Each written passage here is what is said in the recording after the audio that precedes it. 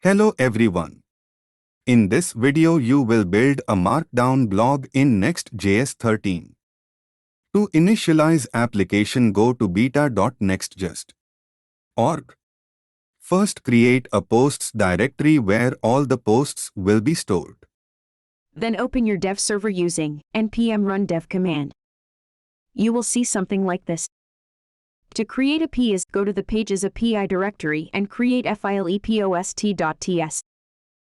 Then create function to good posts in lib directory like this.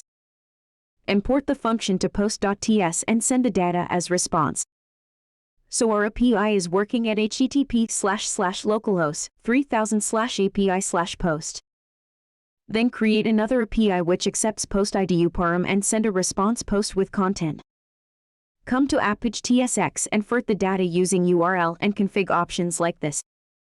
Don't view a post page, create a file app posts ID page tsx and fetch the data from second API which you have built. Our application is ready, but some CSS is required, so we will use Tailwind and CSS as styling.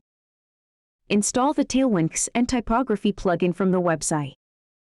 The code for the same is available in the GitHub repository.